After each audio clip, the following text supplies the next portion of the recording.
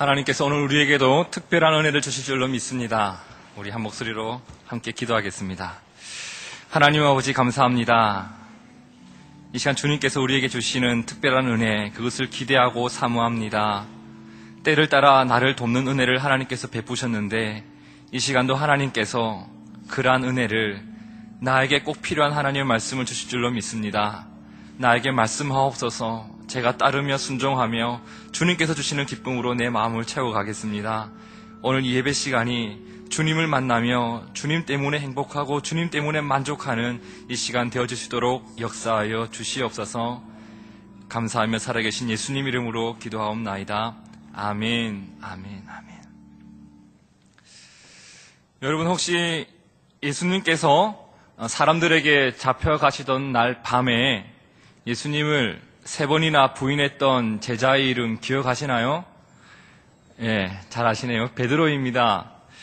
그러면 혹시 부활하신 예수님을 만났지만 그 이후에 제일 먼저 나는 그냥 물고기나 잡으러 갈래 라고 하면서 갈릴리 호수로 떠났던 제자의 이름 혹시 기억하시나요? 예, 그 사람도 베드로입니다.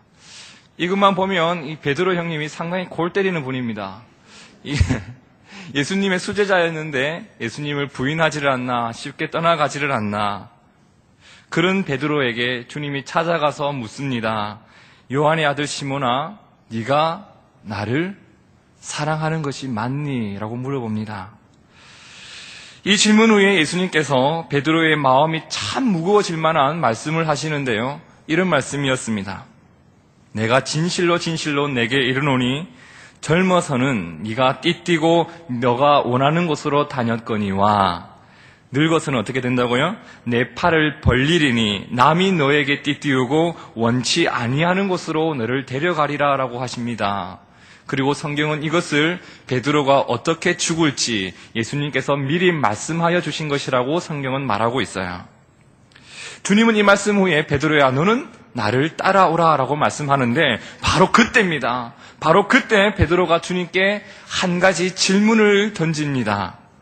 자, 만일 여러분 같으면 주님께 이 순간 단 한 가지 질문을 내가 할 수 있다고 한다면 무엇을 한번 여쭤보시겠어요? 저 같으면 주님이 하신 말씀이 도대체 뭔 말인지 제가 모르겠습니다. 좀 알려주십시오. 또는 주님, 나하고 원수졌습니까? 나 왜 그렇게 죽어야 돼요? 한번 물어볼 것 같아요. 근데 베드로가 무엇을 물어본지 아세요? 그때 마침 자기 뒤에 요한이 따라오고 있었는데 그 요한을 바라보면서 이렇게 물어요. 주님, 그러면 쟤는 어떻게 되는데요? 이렇게 물어봐요. 한마디로 주님, 제가 그렇게 죽을 것 같으면 쟤는 어떻게 죽는데요? 이런 걸 물어보는 거예요. 베드로의 질문의 요지를 아시겠습니까? 베드로는 지금 자신의 삶과 요한의 삶을 비교해보고 싶은 거예요. 우리가 잘 알다시피 흔히 예수님의 수제자 하면 누구예요? 베드로. 예수님이 사랑하시는 제자 하면 누구예요? 요한입니다. 베드로는 지금 궁금한 거예요. 주님, 제가 그러한 인생을 살아가게 된다면 과연 저 친구는 어떤 인생을 살게 될까요? 궁금한 겁니다. 우리도 이러한 것이 궁금할 때가 참 많은 것 같습니다. 내가 뭔가 마음에 들지 않는 일을 내가 겪을 때 내 주변에 있는 내 친구는 어떨까? 그 사람은 어떻게 되었을까? 다른 누군가는 어떻게 되었을까? 이런 것이 궁금할 때가 있더라는 겁니다. 왜 그럴까요? 그도 나와 같은 상황을 겪거나 또는 나보다 더 못해지면 이상하게도 우리 마음이 위안을 받아요. 편안해지는 거예요.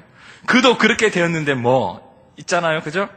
그런데 여러분 이렇게 살다 보면 나는 나의 삶의 소중함을 점점 잃어가는 것 여러분 혹시 아실까요?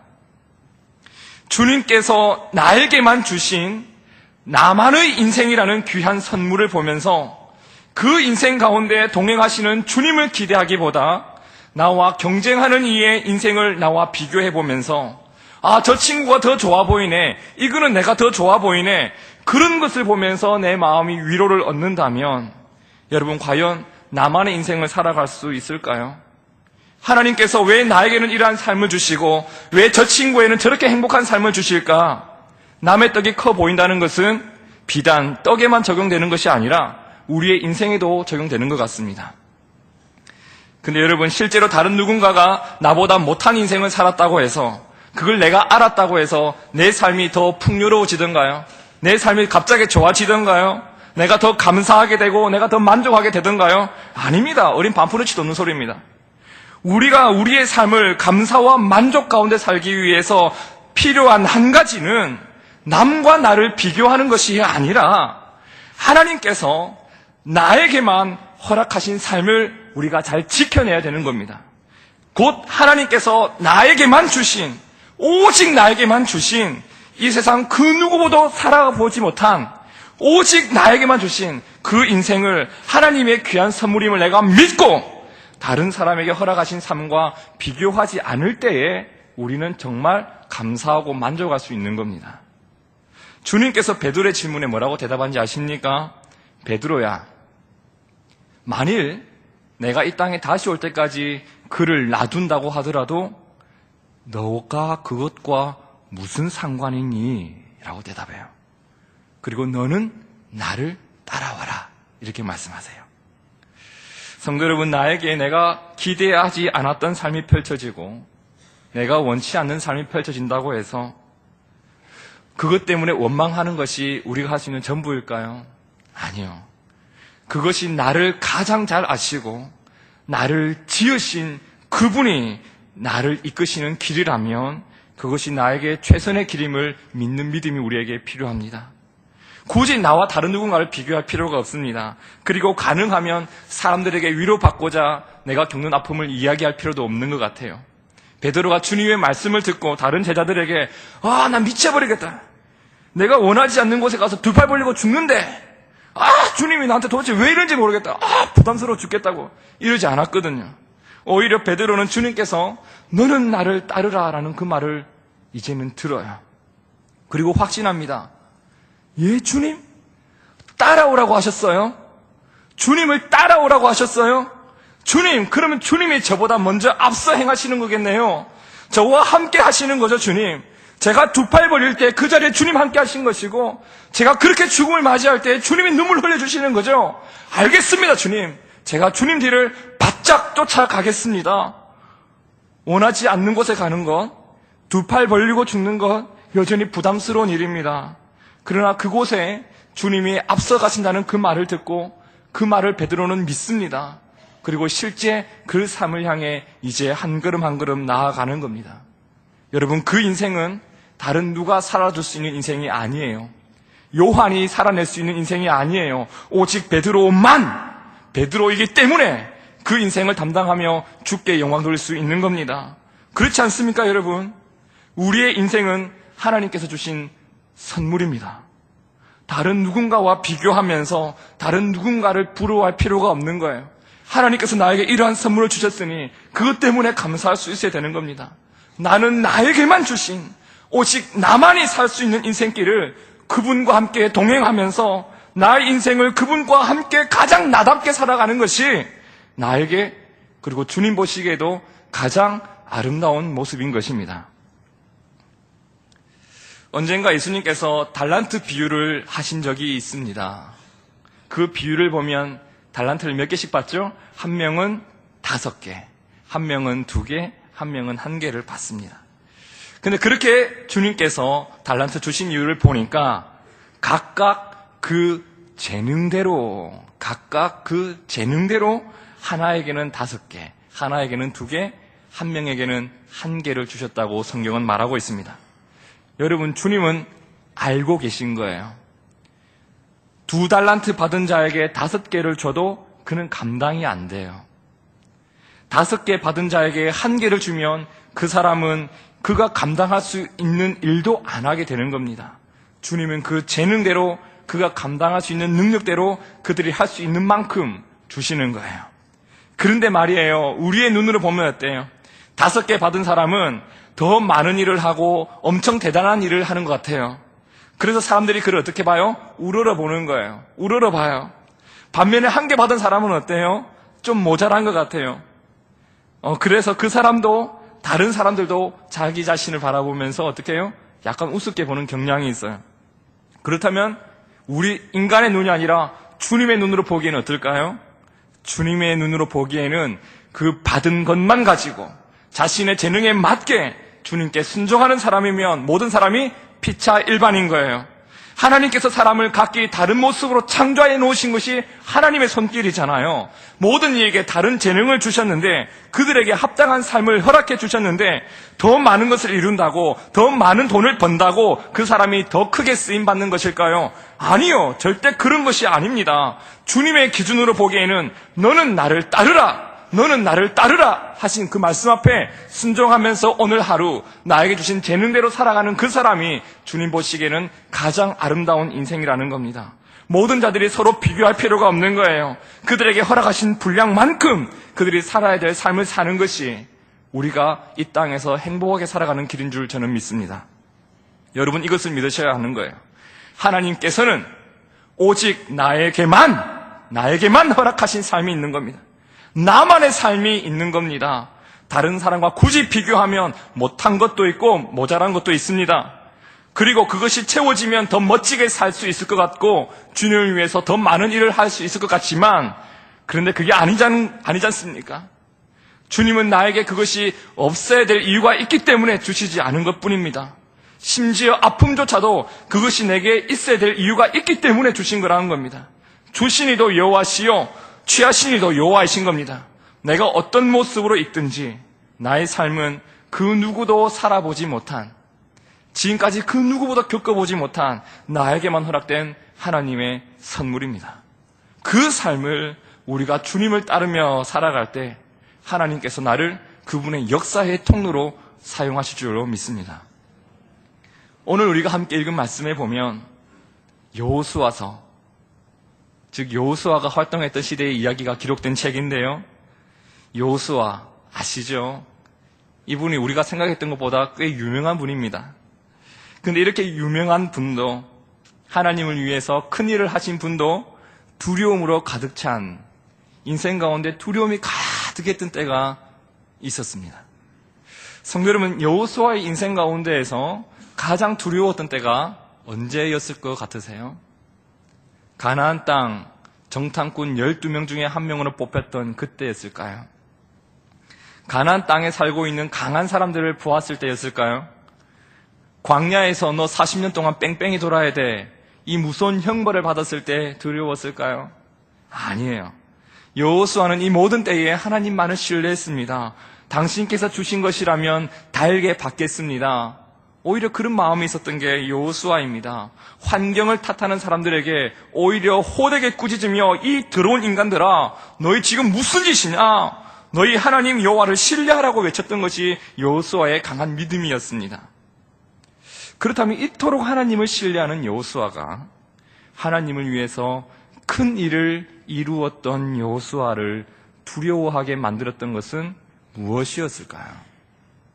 그것은 바로 모세와 자신을 비교했던 것 때문에 주어졌습니다. 모세는 어떤 사람이에요? 이스라엘 백성을 애굽에서 이끌어낸 선봉장이었습니다. 당시 남자만 60만 명, 추상컨대 약 200만 명의 사람들이 광야로 나와 있어요.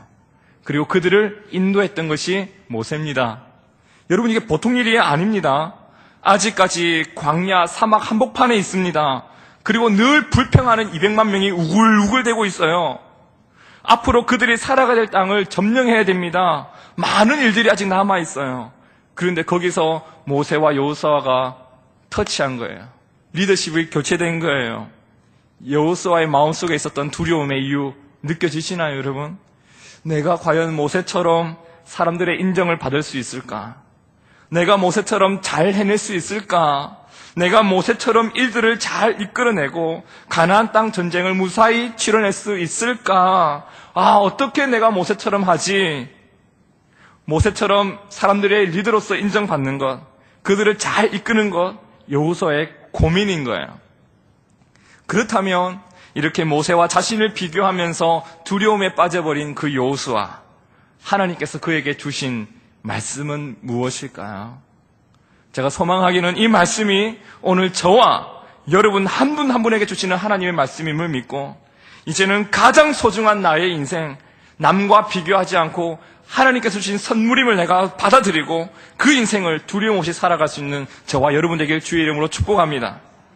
하나님께서 여호수아에게 주신 첫 번째 말씀이 뭐였냐면 내가 너와 함께 하리라 였습니다. 다 같이 한번 해볼까요? 내가 너와 함께 하리라. 아멘. 5절 말씀에 보니 너의 평생에 너를 능히 당할 자 없으리니 내가 모세와 함께 있었던 것 같이 너와 함께 있을 것이라. 내가 너를 떠나지 아니하리니 버리지 아니하리니 하나님께서 약속을 주신 겁니다. 여러분 모세를 한번 생각해 볼까요? 사실 결과만 놓고 보면 모세는 참 위대한 일을 많이 했습니다. 여러분 그런데 모세도 하나님께 처음 부르심을 받았던 때가 있지 않겠습니까? 바로 떨기나무 앞에서 하나님을 만났을 때였는데 그때 하나님께서 떨기나무에서 모세에게 이렇게 말씀하세요. 모세야, 내가 너를 애굽 왕 바로에게 보내어서 너로 내 백성 이스라엘을 애굽에서 인도하여 내게 하리라 라고 했을 때 모세의 대답이 뭐였는지 여러분 아십니까? 하나님, 내가 누군데 내가 누구간데 바로에게 갈 수 있겠습니까? 이 시골 촌뜨기가 왕 앞에 나아가서 이스라엘 백성 달라고 하면 그 사람이 주겠습니까? 말도 안 되는 소리 하지 마십시오. 하나님, 내가 누구간데 이스라엘 자손을 애굽에서 인도하여 냅니까? 라고 한 것이 모세였습니다. 모세도 두려웠던 거죠. 그때 하나님이 야, 너가 누군지 모르겠어? 뭐라고 대답한지 아세요? 출애굽기 3장 12절에 보니까 하나님이 가라사대 내가 정녕 너와 함께 있으리라.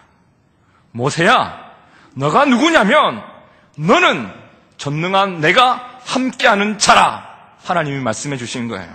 여러분 여기서 우리가 분명히 알아야 될 것이 있습니다. 모세가 위대한 것이 아니라 모세를 위대하게 만드신 하나님이 위대하신 겁니다. 우리가 알아야 될 것은 큰 일을 이룬 그 사람이 위대한 것이 아니라 죄인 중에 괴수와도 같은 그 인간도 그렇게 세우신 하나님이 위대하시는 것을 우리는 인정해야 된다는 겁니다. 모세가 모세 될 수 있었던 것은 자존감도 없고 한낱 광야에서 장인어른의 처갓집에 가축이나 치고 있던 그를 내가 너와 함께 할 것이라 약속하면서 그를 세우신 하나님이 위대하셨기에 모세가 모세 될 수 있었던 것입니다. 하나님은 오늘 여호수아에게도 동일한 약속을 주시는 겁니다. 내 평생에 너를 능히 당할 자가 없을 건데 왜냐하면 내가 모세와 함께 했던 것 같이 너와도 함께 있기 때문이다 라고 했습니다. 그리고 오늘 주님은 이 약속을 여러분 한 분 한 분에게 저에게도 주고 계십니다. 마태복음 1장에 보니까 처녀가 잉태하여 아들을 낳을 것이요 그 이름을 임마누엘이라 하리라 하였으니 이를 번역한즉 하나님이 우리와 함께 계시다 함이라 했습니다.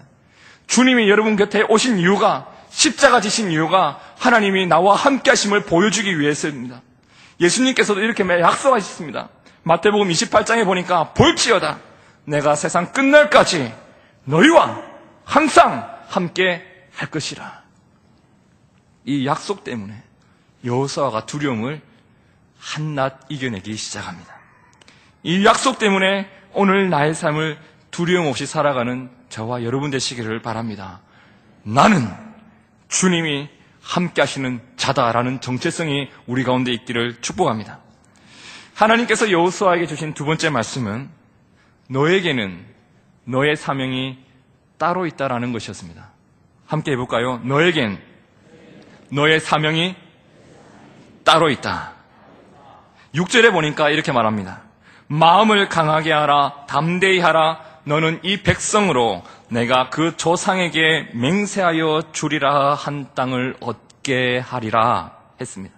다시 자세히 보겠습니다. 너는 이 백성으로 내가 그 조상에게 주리라 맹세한 그 땅을 어떻게 한다고요? 얻게 하리라라고 말씀하셨습니다. 하나님께서 사람에게 이렇게 주신 그 명령을 우리가 흔히 뭐라고 합니까? 사명이라고 하죠. 사명. 하나님이 여호수아를 통해서 이루고 싶은 일은 그 땅을 너희로 얻게 하는 일이었습니다. 그래서인지 여호수아를 보시면 알겠지만 여호수아는 꽤 전략에 능한 사람이었습니다. 치고 빠질 때를 알아서 전쟁을 승리로 늘 이끌었습니다. 어쩌면 모세보다 여호수아가 이 전쟁에 더 적합한 인물이었을 겁니다. 그렇다면 하나님이 모세에게 주신 사명은 무엇이었을까? 출애굽기 3장 10절에 보면 하나님께서 그에게 이런 사명을 주셨어요. 이제 내가 너를 바로에게 보내어 너로 내 백성 이스라엘 자손을 애굽에서 인도하여 내게 하리라. 뭐라고요? 내 백성 이스라엘 자손을 애굽에서 인도하여 내게 하리라 라고 했습니다. 모세의 사명은 뭐예요? 이스라엘 자손을 애굽에서 인도하여 내는 일이었습니다. 여호수아의 사명은 뭐였어요? 그들로 하여금 그 땅에 들어가게 하는 것이었습니다. 제가 지금 무슨 말 하는지 아시겠습니까? 모세에게는 모세의 사명이 있었고 여호수아에게는 여호수아의 사명이 따로 있다는 겁니다. 모세의 삶과 여호수아의 삶은 분명히 달라야 하는 겁니다. 하나님께서 모세를 통해 이루고 싶은 일이 있으시고 여호수아를 통해서 이루고 싶은 일이 있으신 겁니다. 그렇기 때문에 모세는 가장 모세다울 때 가장 아름다운 인생이 되는 것이고 여호수아는 가장 여호수아다울 때 가장 아름다운 인생이 되는 겁니다. 최현진은 가장 최현진다울 때 가장 아름다운 인생이 되는 것이고 여러분 각자 한 명 한 명은 가장 나다운 인생을 살아갈 때 행복하고 만족스러운 인생이 될 줄로 저는 믿습니다. 그런데도 여전히 우리는 다른 사람과 나를 비교합니다. 그렇게 할 수 없습니다. 이제는 그럴 수 없습니다. 하나님은 말씀합니다. 여호수아야, 너는 모세처럼 되려고 하지 말고 오직 강하고 담대하라. 강하고 담대하라. 너에게는 너의 삶이 있고 조금 부족해 보여도 조금 없어 보여도 그건 너의 시각이지 나의 눈으로 보기에 너는 나의 뜻을 이룰 내 백성들을 그 땅에 인도하여 낼 위대한 자라. 하나님이 여호수아에게 말씀해 주고 있는 겁니다. 하나님이 우리를 만드셨잖아요, 여러분. 하나님이 만드신 나를 다른 누군가와 비교할 수 없는 겁니다. 가장 나답게 그리고 그러한 나를 통해 이루실 하나님의 일을 기대하십시오.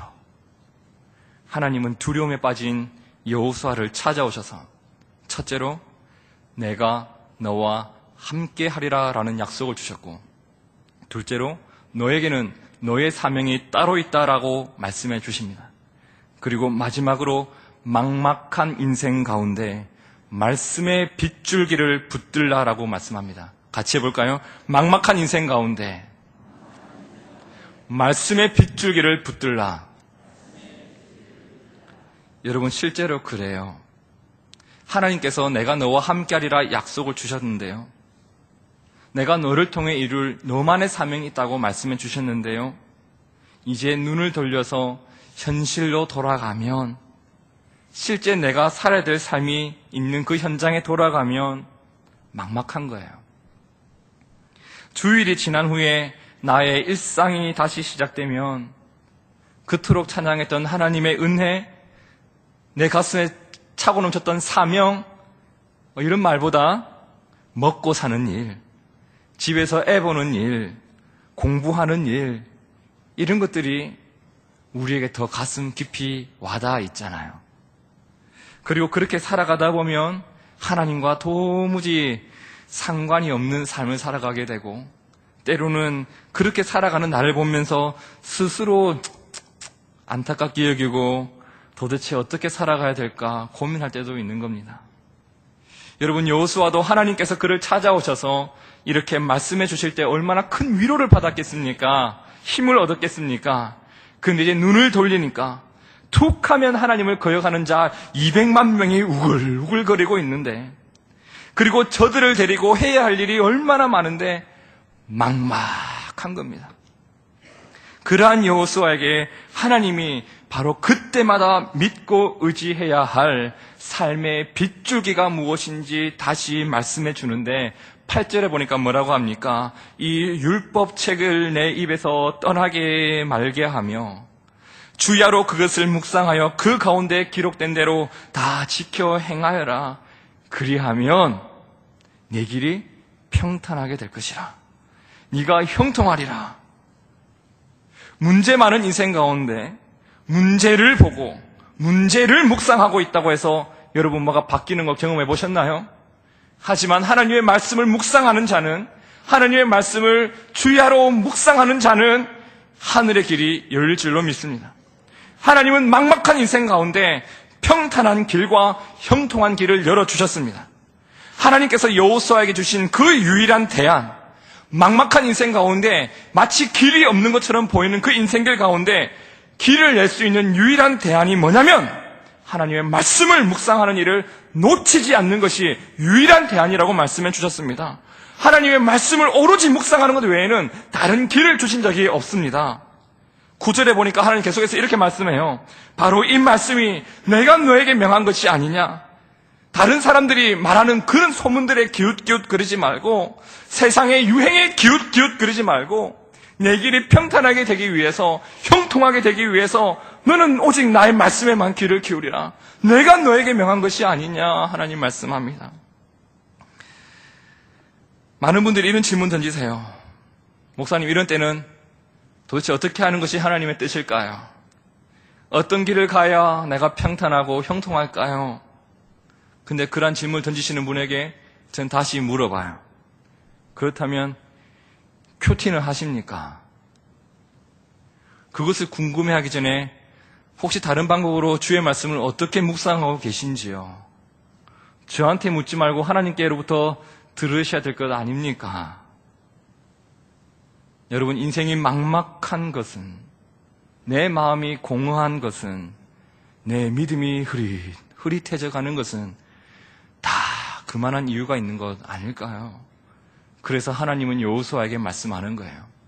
너가 현실로 돌아가면 그렇게 될 것인데, 내가 너와 함께하고 내가 너에게 준 너만의 사명이 있다는 것을 잊지 않기 위해서, 이것을 놓치지 않기 위해서 이 율법책을, 나의 이 말씀을 내 입에서 떠나게 하지 말며 주야로 그것을 묵상하여라 여호수아야.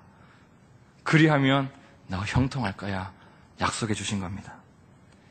여러분, 말씀이 막막한 우리 인생 가운데 붙잡아야 될 유일한 빗줄기입니다. 우리의 인생길, 저와 여러분이 살아가고 있는 오늘 하루하루가 사실 길이 없잖아요. 누구도 살아봐 준 적이 없잖아요. 그 누가 나의 인생 가운데 답을 줄 수 있나요? 아니요. 그가 나의 인생을 대신 살아본 적도 없는데 어떻게 그가 나에게 길을 줘요? 그 막막한 길 위에서 오로지 우리가 걸어가야 될 작은 길이 있다면 주의 말씀을 묵상하며 그것을 따라가는 것밖에 없음을 하나님 말씀하여 줍니다. 베드로가 자신과 요한을 비교했을 때 자신에게만 주어진 삶보다 그의 삶이 더 좋아 보였습니다. 그런데 주님은 베드로에게 말씀합니다. 너는 그를 보지 말고 너와 함께하는 나를 바라보며 나를 따르라. 주님은 5달란트 가진 자를 2달란트 가진 자보다 너는 더 많은 일을 했고 더 큰 일을 했구나, 더 작은 일을 한 자에게 너는 참 적은 일을 했구나, 그렇게 평가하지 않으셨습니다.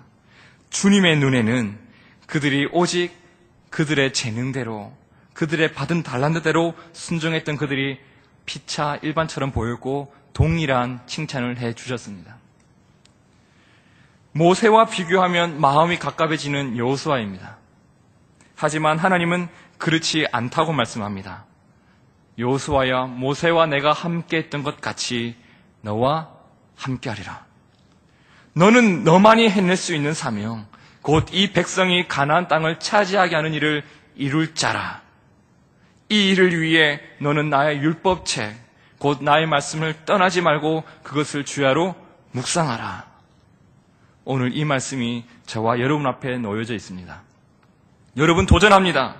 이제 남과 비교하며 가슴 치며 살아가는 인생이 아니라 하나님께서 나와 함께 하시며 오직 나를 통해 이루실 그 일이 이루어지기를 기대하며 그 길을 갈 때 나를 형통케 하시는 하나님의 말씀과 동행하는, 하나님께서 나에게만 허락하신, 나에게만 주신 선물인 나의 소중한 인생을 가장 나답게, 가장 자신 있게, 가장 감사하며 살아가는 우리 모두가 되길 주님의 이름으로 축원드립니다.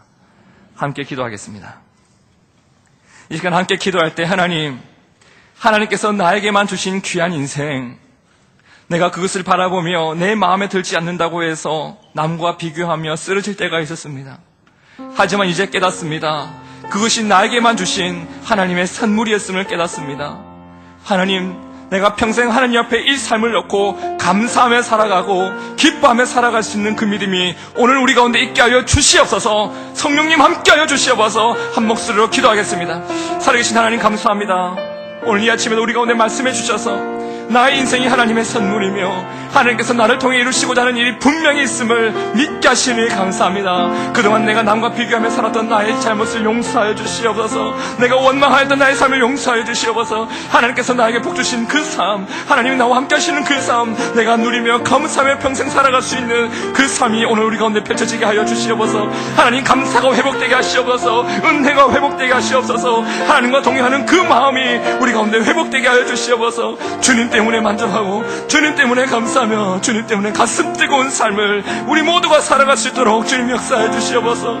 우리 성도님들 이 아침 올려드리는 기도의 제목 하나님께서 응답하시옵소서. 저들의 이 아침 부르짖는 그 기도에 응답하셔서 내 삶을 내가 새롭게 보고 나와 함께 하시는 그 주님과 동행하며 내가 감사할 수 있는 그 마음을 우리 가운데 허락하여 주시옵소서. 오 하나님 감사합니다. 나만이 살아갈 수 있었던, 나만이 해낼 수 있었던, 내가 내 자리에서 내가 감당해냈던 그 일들 우리가 감당하며 살아갈 수 있게 하여 주시옵소서. 오 하나님 감사합니다. 우리 다시 한번 기도할 때는 하나님, 나와 함께 하시는 그 하나님을 내 삶 가운데 느끼며 살아가게 나와 함께 하여 주시옵소서. 오직 나를 통해 이루시고자 하는 하나님의 그 뜻이 내 인생 가운데 펼쳐지게 하여 주시옵소서. 이것을 내가 잊지 않기 위해서 주야로 주의 말씀을 묵상하는 그 삶이, 그 신앙생활이 내 가운데 회복되게 하여 주시옵소서. 다같이 다시 한번 기도하겠습니다. 하나님 나와 함께 하시는 하나님, 나와 임마누엘 되신 하나님 나에게 감사합니다. 하나님, 내가 외로울지라도 나와 함께 하시던 그 하나님 함께 하셔서 지금까지 내가 살아올 수 있음을 고백합니다. 하나님, 그 삶이 나와 함께 하셨으니 감사합니다. 주의 은혜가 나와 함께 하셨으니 감사합니다. 지금의 내가 나 된 것이 나의 나됨이 주의 은혜인데 내가 그것을 잊지 않고 살아가는 우리가 되게 하여 주시옵소서. 주님, 나에게만 주신 그 삶, 나에게만 주신 사명, 나의 삶 가운데 펼쳐지고 이루어지며 역사를 이뤄내는 귀한 역사가 우리 가운데 펼쳐지게 인도하여 주시옵소서. 나에게만 주신 삶이 있고 하나님께서 나에게만 주신 귀한 선물이 내 인생인데 그 인생 가운데 주야로 주의 말씀과 동행하며 묵상하며 살아가는 그 삶이 회복됨으로 말미암아 하나님이 나에게 주신 그 삶, 내가 살아가며 하나님의 사랑을 늘 찬양하는 우리가 되게 하여 주시옵소서. 믿습니다. 나를 지으신 이가 하나님, 지으신 이가 하나님, 나를 부르신 이가 하나님, 나를 보내신 이도 하나님, 나의 나 된 것은 다 하나님 은혜라. 나의 달려갈 길 다 가도록 나의 마지막 고름 다 하도록 나로 그 십자가 품게 하시니 나의 나 된 것은 다 다시 한번 고백합니다. 나를 지으신 이가 하나님, 나를 지으신 이가 하나님, 나를 부르신 이가, 나를 부르신 이가 하나님, 나를 보내신 이도 하나님, 나의 나 된 것은 다 하나님 은혜라. 나의 달려갈 길 다 가도록 나의 마지막 고름 다 하도록 나로 그 십자가 품게 하시니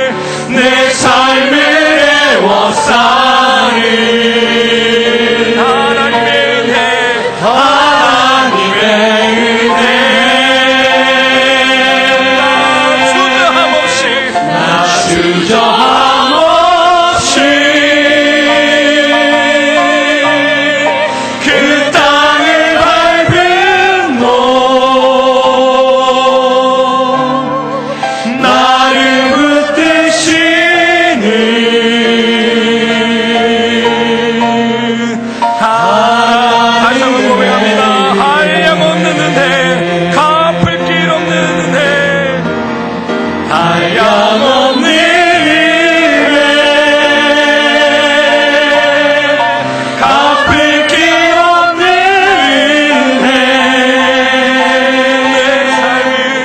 내 삶을 애워싸는 하나님의 은혜. 주저함 없이 달려갑니다. 나 주저함 없이 그 땅을 밟음도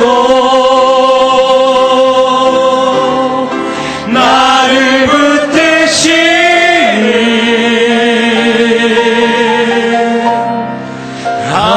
하나님의 은혜.